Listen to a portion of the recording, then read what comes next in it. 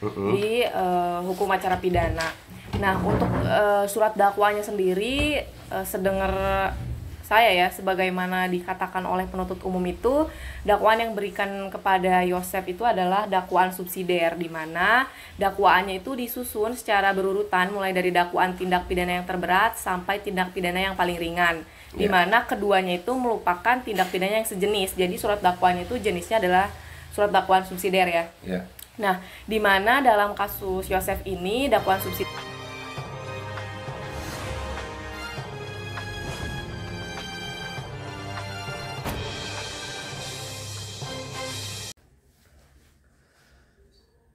Assalamualaikum warahmatullahi wabarakatuh. Salam sejahtera bagi kita semua. Salam Om Swastiastu, Namo Buddhaya, Salam Kebajikan. Teman-teman, kembali bersama saya Heri Susanto dalam pembahasan kasus Subang. Oke teman-teman semuanya, saya melihat beberapa komentar yang ada di dalam kolom komentar ya, terutama terkait sidang perdana dakwaan, penyampaian dakwaan kepada terdakwa Yosef Hidayah. Nah teman-teman semuanya, kemarin banyak sekali yang bertanya seperti apa dan bagaimana. Cuman pada kesempatan kali ini saya ingin berdiskusi dengan teman-teman semuanya terkait pelaksanaan sidang yang sudah digelar, yaitu tentang pembacaan surat dakwaan kepada terdakwa Yosef Hidayah. Nah, oke teman-teman semuanya, sebelum kita lanjut, mari kita simak hal yang berikut ini.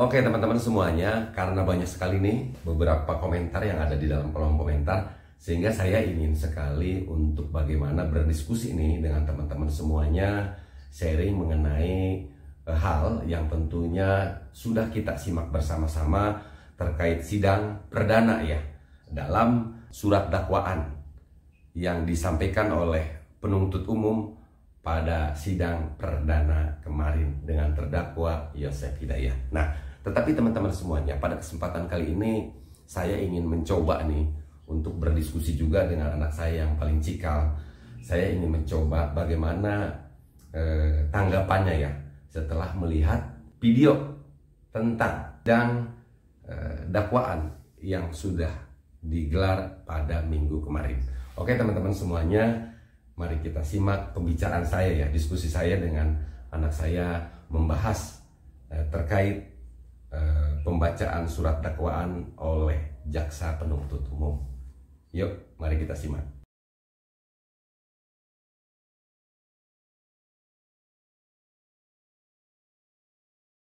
Oke, setelah melihat proses persidangan kemarin terkait penyampaian surat dakwaan, itu menurut cara pandang Teteh sendiri seperti apa setelah melihat proses persidangan yang dilakukan di Pengadilan Negeri Subang kemarin? Iya, persidangan kemarin kan memang hanya pembacaan dakwaan ya, yang mana itu adalah runtutan alur sidang pertama di hukum acara pidana. Nah, untuk surat dakwanya sendiri, sedengar saya ya, sebagaimana dikatakan oleh penuntut umum itu, dakwaan yang berikan kepada Yosef itu adalah dakwaan subsidiar, di mana dakwaannya itu disusun secara berurutan mulai dari dakwaan tindak pidana yang terberat sampai tindak pidana yang paling ringan, di mana keduanya itu merupakan tindak pidana yang sejenis. Jadi surat dakwaannya itu jenisnya adalah surat dakwaan subsidiar ya. Nah, di mana dalam kasus Yosef ini dakwaan subsidiarnya berupa primernya itu pembunuhan berencana 340 junto pasal 55 ayat 1 ke 1 KUHP, dan subsidiarnya itu adalah pembunuhan biasa yang tidak berencana, yakni pasal 338 junto pasal 55 ayat 1 ke 1 KUHP, sebagaimana di dakwaan yang subsidiarnya itu sendiri ya pasal pembunuhan tidak berencana. Oke.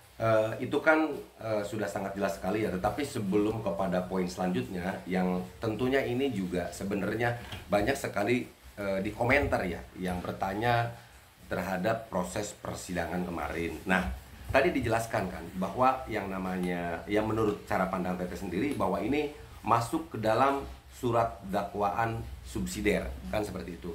Tetapi ya tidak ada salahnya ya apabila mungkin sebelum bertanya lebih lanjut terhadap materi pokok yang kemarin dalam rangka sidang perdana kasus Subang, pembacaan dakwaan, kalau bisa poin-poin yang tadi juga sempat disebutkan sama Ayah terkait surat dakwaan itu coba dijelaskan. Sekarang misalkan untuk surat dakwaan tunggal bagaimana dan seperti apa, dan setiap poin minta dijelaskan ya, intinya dengan sebuah harapan dapat memberikan edukasi aja kepada teman-teman semuanya ya.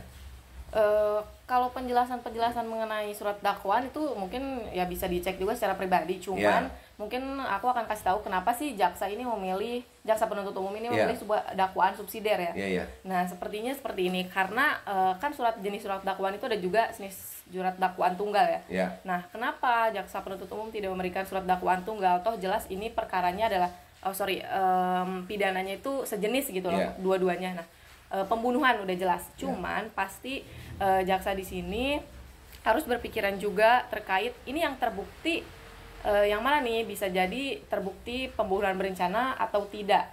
Jadi kalau misalkan ngambil surat dakwaan tunggal pembunuhan berencana misalnya junto pasal 55 ayat 1 ke 1, itu sangat beresiko karena bisa jadi nanti pada saat persidangan pembuktian di mana alat bukti dan barang bukti itu diperiksa, tidak terbukti adanya suatu pembunuhan berencana.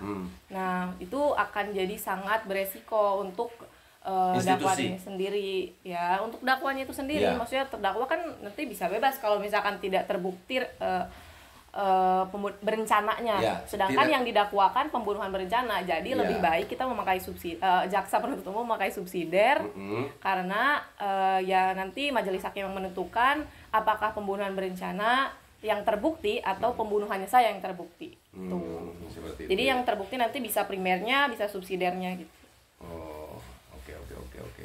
Nah, sejauh pengetahuan saya seperti itu, tapi kalau salah mohon dimaafkan. Ya tidak masalah, kan ini sama-sama saja kita untuk belajar ya, dengan sebuah harapan dapat terus menyuarakan kasus Subang ini agar bagaimanapun keadilan untuk kedua korban dapat ditegakkan, kan seperti itu.